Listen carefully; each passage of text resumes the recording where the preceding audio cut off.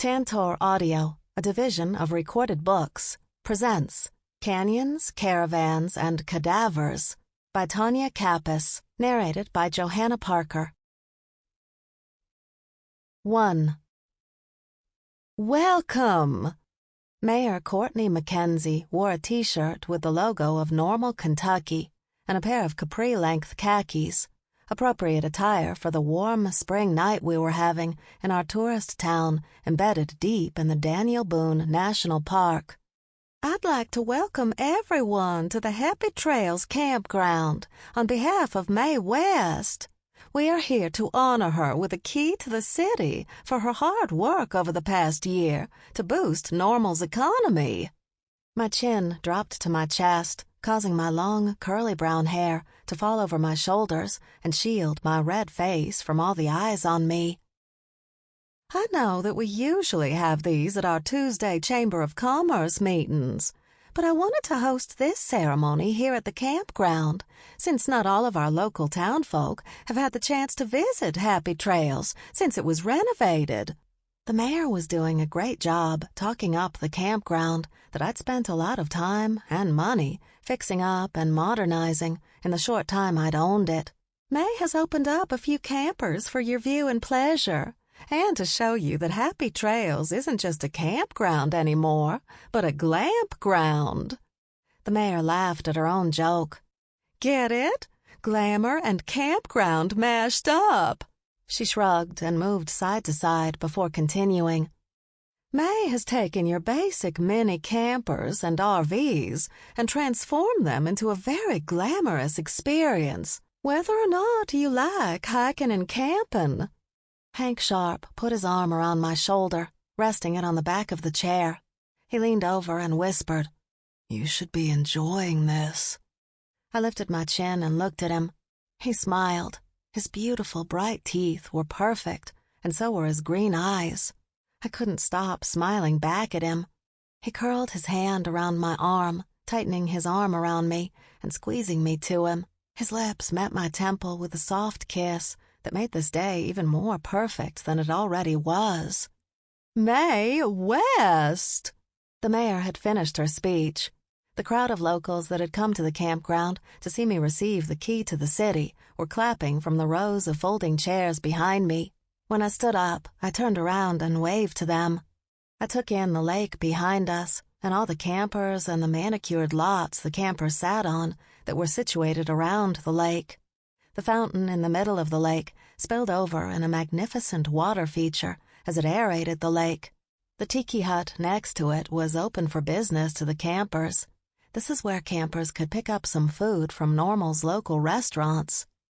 Mae, if you would join me and Principal Bass from Normal High School up on stage, we'd like to present you with your key now. The mayor waved me up. On my way up to the stage, I glanced over at Mary Elizabeth Doyle, my adopted mother. She was tapping her index fingers on the corners of her mouth, which was her way of telling me to smile. Shoulders back, she mouthed, still trying to get me to use all the techniques I was taught in etiquette school over 12 years ago. Mae West! The mayor put her hands out towards me like I was a prize in the Price is Right show. Mae? She said my name again when I stood next to her. Principal Bass is here, not only to help me honor you with a key to the city, but to also invite you to teach a 6-week class to economics students about the economies of small towns and how small businesses can bring so much to small rural towns like Normal. I'm so honored. I looked back and forth between them. But I don't have a teaching degree. That's okay. Principal Donald Bass stepped up to the microphone and handed me a diploma. It was something they gave to all the people who received the key to the city, even though I didn't graduate from there. As principal of Normal High School, we are giving you an honorary diploma. We are truly grateful for your knowledge and business sense that you've brought to our town. It gives our children encouragement today that will help bring change to Normal tomorrow. I stood there in shock, and it must have shown on my face, because Mary Elizabeth got my attention by clearing her throat.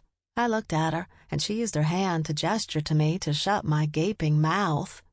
"On behalf of the citizens of Normal, I'd like to honor you with the key to the city." The mayor handed me a wooden plaque with a small gold key fastened to it. A small gold plate was inscribed with my name, the date, and the name of our town. I faced the crowd and smiled as I looked out at all the applauding people that I had come to know and love since coming to Normal. There were a few faces I didn't recognize, but based on where they were sitting, they had to be teachers from the high school. I was grateful they had come out to the campground to see me receive this honor. "Thank you," I spoke into the microphone once the applause had died down. "There are so many people I'd like to thank. This wouldn't have been possible if Normal's shop owners hadn't taken a chance on me and donated goods to the campground for me to promote their shops." I named off the key people who took a chance on me when they had absolutely no reason to trust me. In fact, they had all had a reason to want to run me out of town when I drove my rundown RV across the town limits. Today, I could look in the eyes of all the people who didn't want to trust me and stand proud of what I had accomplished. Of course, this ceremony wasn't quite as simple as I've made it out to be. Mayor Mackenzie had agreed to hold the ceremony at the campground and not the courthouse under one condition. This was how she got elected, by wheeling and dealing and playing nice. "We'd also like to take a moment to honor another wonderful citizen in Normal, who has also had a great impact on our community. If it weren't for her, our little town would have taken an economic hit if the world had thought Normal was unsafe." The mayor wasted no time knocking me out of the limelight when my 15 seconds of fame were over.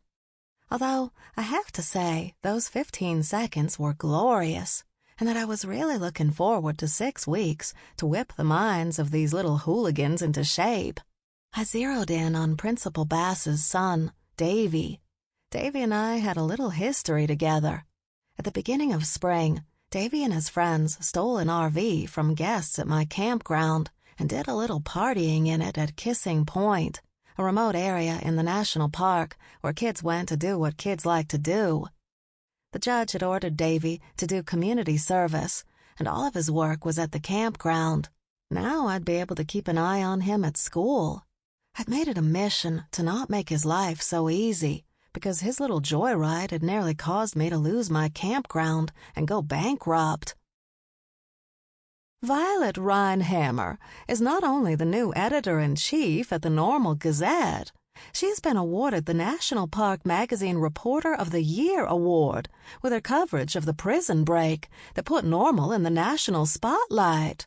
Mayor Mackenzie smiled at Violet.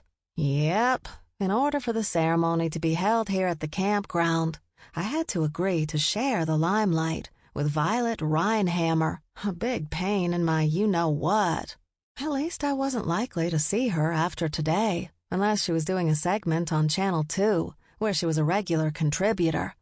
As the principal of Normal High School, we'd like to honor you by giving you an honorary degree in journalism and extend an offer for you to mentor our young adults on the NHS Telegram for 6 weeks. He was talking about Normal High School's student-run newspaper. "I'm just so shocked." Violet flipped her long blonde hair to the side, letting it cascade down one shoulder in dripping curls. Her perfectly lined red lips exposed gleaming teeth that exuded charm. Her bright eyes twinkled as she bounced with giddiness. Although I wasn't paying much attention to her, I thought it sounded like she got more applause than I did. Did he just tell her she's going to work at the school, too? I leaned over and asked Mayor Mackenzie, gripping my key to the city and diploma so tight that my hands started to hurt. "Yes," Mayor confirmed with a nod and then shushed me like I was 10. I jerked around and put a smile on my face while they gave their closing remarks. "Be sure you stay for the reception. Just like Mae always does, the local restaurants and businesses have graciously donated not only their products, but their time to come out and support our 2 wonderful citizens." Mayor stepped back and gave us one last round of applause. As soon as everyone stopped clapping, I hightailed it down the steps of the stage, passing Ethel Biddle on the way down. "I hope you don't mind," was how Ethel started her conversation with me. "I took Roscoe down to your RV, and your door was unlocked." "You opened my door?" I questioned. "Mm-hmm," she ho-hummed, seeing nothing wrong with her actions. "Roscoe wanted to visit with the mother of his children, so I let him go right on in." Roscoe was Ethel's dog. He and Fifi, my former prize-winning poodle, had done the unthinkable, and Fifi had gotten pregnant, stripping her of her award-winning heritage. At the time, it seemed like one of the worst things that could have ever happened. But in the end, and like most things, it all turned out fine. Fifi came to live with me, and Roscoe and Fifi became parents to the cutest babies. Soon after, I made sure that wouldn't happen again, and had Fifi spayed. "If you'll excuse me, my public awaits." She picked at her neck skin. "Me, me, me, me." The pitch in her voice moved up an octave with each me. "Me, me, me." I moved out of the way of the banjo player and fiddle player to make room for them on the stage. Ethel wasn't just the owner of Smelly Dog Grooming, the only pet groomer in Normal. She was also the lead singer of Blue Ethel and the Adolescent Farm Boys. They were actually pretty good, and everyone who stayed at the campground loved them, so it had been a no-brainer to book them for the monthly themed party I had at the campground. Since we were celebrating my and Violet's honor, I had decided to hold the monthly party today. "Congratulations, Maybelline!" My foster brother turned adopted brother, Bobby Ray Bonds, gave me a good smack on the back with his free hand, while the other gripped a beer can. "Can you believe it? From the foster care to the key to the city.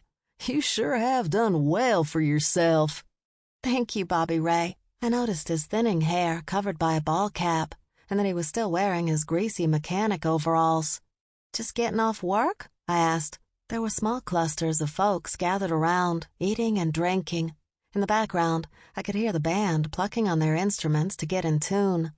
"Yep, I didn't have time to change." He gestured down to the far side of the lake, where I had small bungalows for rent for those that didn't like to stay in campers. "I went home to change, but someone was parked in my spot. I figured it was a guest, but come to find out, it's that archery feller from the school." Bobby looked down at me from underneath his brows, looking for an explanation as to why the high school economics teacher, who was also the coach of the rifle and archery club, wasn't living at home with his wife. "Bobby Ray, you lived with Mary Elizabeth too long," I tisked, referring to how nosy and gossipy Mary Elizabeth was. "He didn't live with me long enough." Mary Elizabeth came out of nowhere. "You did mighty fine up there with your speech, but you've got to remember, tits up and shoulders back," doing the motions as she said it. "Thank you for coming." I reached over and hugged her, ignoring her critiques. "I'm going to get me some food." My stomach grumbled from the delicious smells coming from the campfires in the stone fire pits that I provided at each lot. "Want some?" "I'm so hungry my belly thinks my throat's been cut out," she snickered, nudging me. On our way around the campground, I made a quick pit stop at my little RV and let out Fifi and Roscoe. Both darted out with their noses up in the air as if they were running to the smell of food. They were on a mission. Even though today was a day of celebration, I kept the rules of the monthly theme party the same. If you were staying at the campground and wanted to participate, I asked you to make some sort of food to share with the group. Each person got a plate and walked around the campground, taking a little from each campfire stove to fill a plate. Along the way, they got to know their fellow campers, so they wouldn't know just me and Dottie Swaggart, the campground manager. Campfire chili. My mouth watered just saying what the first camper had made. "Do you want some?" I asked Mary Elizabeth as I took a bowl for myself. She was too busy talking to the campers and bragging on how I was her adopted daughter, so I left her behind and started making my way around the campground. When I got to the bungalows, I noticed Coach Scott Goodman and a few of the students in his club were having target practice with foam targets for their arrows. His normal high school archery and rifle club tracksuit showed he was proud of his job as a coach. Coach Goodman stood about 6 feet 1 inch tall, with a nice head of blonde hair that had a wee bit of a wave to it. By the way he filled out the tracksuit, I could tell he took care of himself. "Hi, Coach. Do you want some chili?" I asked him, holding out the bowl for him to take. I noticed that he was wearing his wedding band. "Nah, I'm not hungry. Just enjoying the kids, but I might have to get some of that later." He nodded and eyed my bowl. "I guess we will be working together for a few weeks. Congratulations." He folded his muscular arms across his chest and stood with his legs spread in a stance. "I'm excited. I've got a few ideas. Maybe I can run those by you later." I watched as one of the kids drew her bow back. She used a steady hand and carefully looked down the arrow at the target.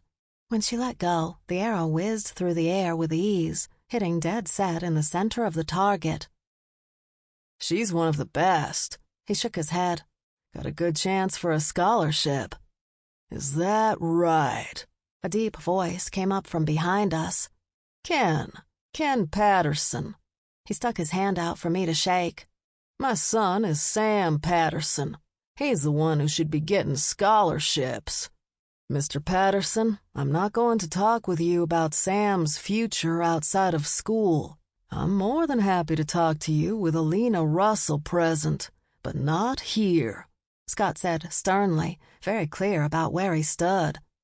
"You've not heard the last of me, Goodman," Ken warned him before stalking off. "I can never escape the classroom," Scott sighed, staring Ken down as he walked away. "Some parents think their kids deserve the world when they don't." He leaned in a little closer. "Between me and you, I'm not planning on being around here long enough to care what happens to Sam." "Mae, skillet brownies!" Mary Elizabeth bounced on her toes in delight and pointed to another camper's delicious treat over their fire pit. Vigorously, she waved me over. "I guess you must love brownies." Scott smiled, trying to put on a good front, but I knew it was a cover for something deeper going on in his life. I knew. I'd done that for a long time myself. "If you need anything while you're renting the camper, let me know." I pointed to the small white travel trailer that I'd converted to a single camper. I made it cozy by upgrading the kitchen and installing gas heaters in each room for really cold nights. The living room had a large leather couch, a reading chair, a fireplace, and a TV from the 1980s. This particular trailer also had both an indoor and outdoor shower, beautiful antique decor, and heavy vintage flannel blankets and bearskins for staying super cozy. From the looks of it, Scott Goodman felt right at home. And for future reference, I pointed to the car pad that went with Bobby Ray's bungalow. "That's for the bungalow. You can park on the other side of the camper." "Oh, I know. That dude made me well aware of where he parked his heap of junk and chewed me a new one." The nice side of him suddenly disappeared. "That's my brother, and he works hard. It's his parking spot. Thanks for listening." I didn't need to say much more. As nice as I thought Scott might be, there did seem to be a dark side to him that I didn't plan to get to know. "I'm going to get my brownie now." "Looking forward to hearing your ideas," he said before he went back to the students. "Who was that?" Mary Elizabeth asked. "He's the economics teacher I'm going to be working with." I left it at that, deciding that I wouldn't make any snap judgments about my new renter. Mary Elizabeth and I stepped aside as a red convertible Mustang came around the lake, going faster than the 15 miles per hour posted speed limit. "Slow down! There's kids around here!" Mary Elizabeth yelled and lifted her fist in the air. "Who is that?" "I have no idea. Must be a local." I shrugged, happy to see nobody was hurt on the Mustang's way out of the campground. I spent the rest of the evening thanking people for coming, who then congratulated me on the key to the city.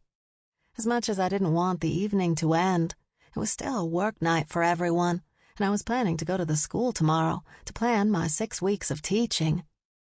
"Are you sure you don't mind watching the campground for 6 weeks straight?" I asked Dottie as we were stacking the folding chairs after the party had died down. The smell of barbecue drifted in the air and past my nose, making my stomach growl. The sun had set long ago, and the moon was high in the night sky, but there were a few campfires still glowing in the darkness. I eyeballed the one with the barbecue and decided to grab a plate and take some down to Scott, since I'd not seen him since I stopped by there to tell him about the parking spot. "What on earth do you think I did all those years before you came?" Dottie asked with a snarky tone. "I like to think you need me," I winked. "But you're right, I'd never be able to run this place without you." Dottie Swaggart was the manager of Happy Trails when I came around to claim the campground that had been put in my name, illegally. It was the only thing the government didn't seize when they threw my ex-dead, specifically murdered, husband, Mae West, in jail for running a Ponzi scheme. It wasn't Dottie's fault Happy Trails was all run down when I got here. Paul hadn't paid any attention to the place. But things work out in mysterious ways. I never could have imagined living in a camper, never mind running a campground. It's truly been a blessing. "I do need you." Dottie was a softy at heart. She didn't look at me when she said it, since she was too busy fooling with the top snap on her cigarette case. "Listen, you tell them kids that they can't expect things to just be handed to them. They need to work for it." She pointed her pointer and middle finger at me with the cigarette in between. "I'll leave that up to their parents. I wasn't about to go on over and tell kids how they needed to be. I wasn't a parent and had no idea how to be one. I'm going to get Scott a plate of food to help break the ice." "Break the ice?" she asked. Her face glowed from the light on her lighter. "Bobby Ray had a fit when he came home and found Scott's car parked in a spot. I had to tell Scott, and he was fine, but I felt some tension.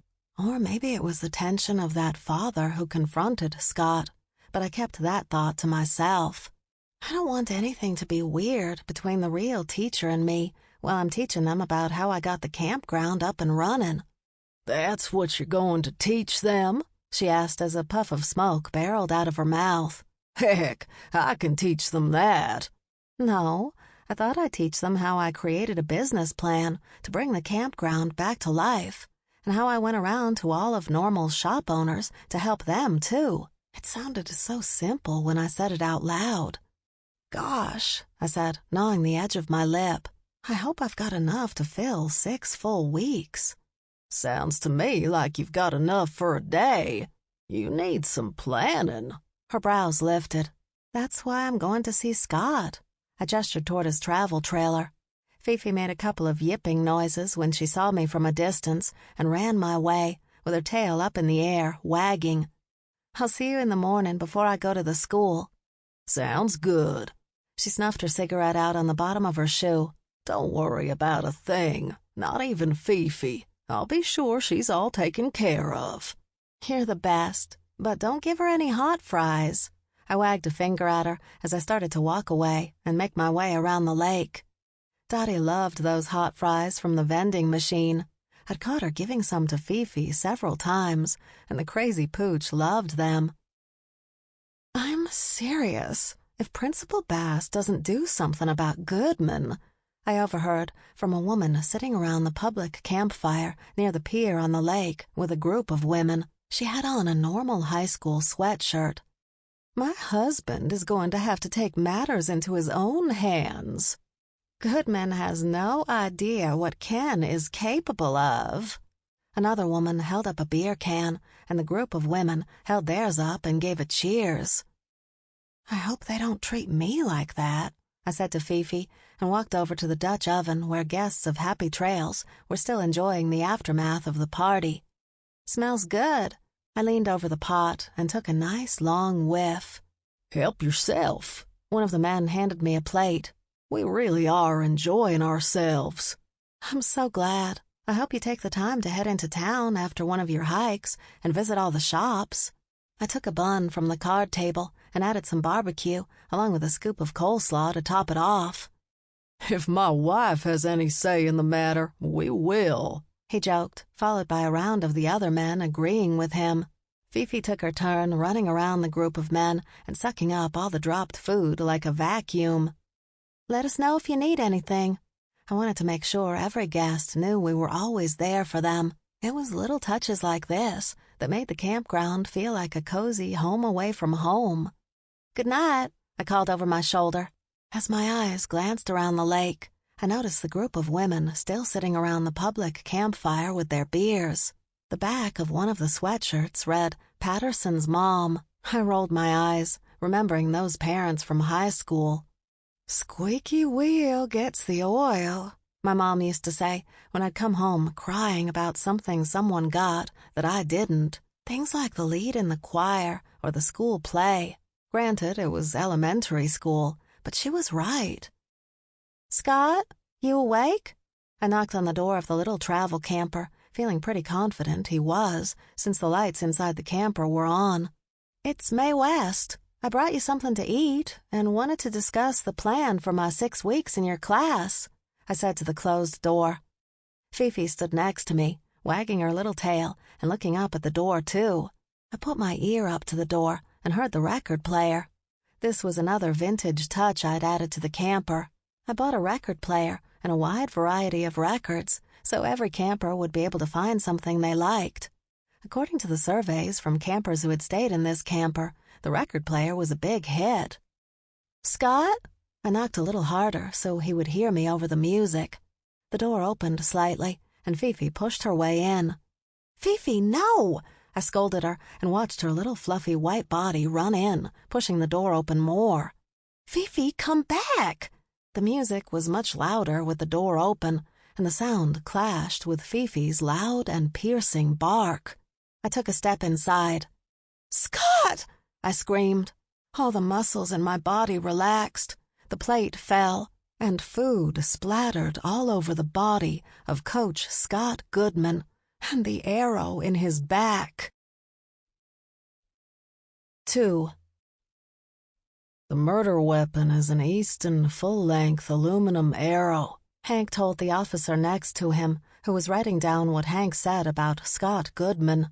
Hank was bent down over top of the body, wearing blue latex gloves and using a pointer to move things around on Scott's person. "How do you know that?" I probably should have been more focused on the dead body in my camper, but I was impressed with Hank's knowledge. I wedged myself between him and the other officer. Fifi was snuggled in the crook of my arm. "I'm reading the arrow." He looked up and glanced over his shoulder at me. "Mae, you should be outside." "Why? I'm fine. I've seen a lot of dead bodies now, with you." I shrugged. "This one isn't so bad. Not a lot of blood like the last ones." "What do we have here?" Colonel Holtz had pushed his way into the tiny camper, making us all stand up with all of our shoulders folding forward, something Mary Elizabeth would have a heart attack over. Colonel was a short, stocky man in his early 70s. He had short gray hair that required a comb-over, wire-rimmed glasses, and a little belly. He wore khakis and a light blue button-down under his white coroner's coat that had his name embroidered on the chest pocket. "Archery and rifle club coach from the high school. He's been renting from Mae for..." Hank glanced back at me. "How long?" 2 weeks. See, I knew he needed me here.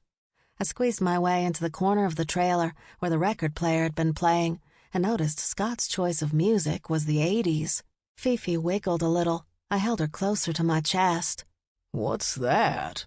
Colonel looked at the chili all over the floor. By the way his nose curled, he must have thought it was something that could have come out of Scott's body.